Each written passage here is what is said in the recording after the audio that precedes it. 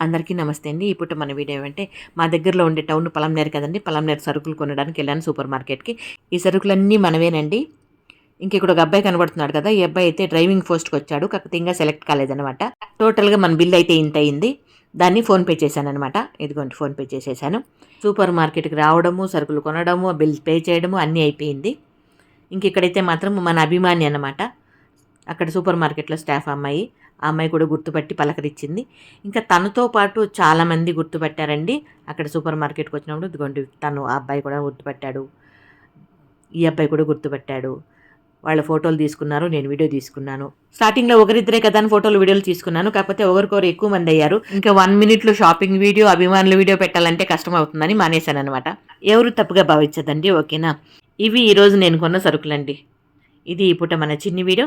Video మీద మీ అభిప్రాయం తెలియజేస్తూ వీడియో నచ్చితే లైక్ చేయండి. ఓకేనా? Thank you so much.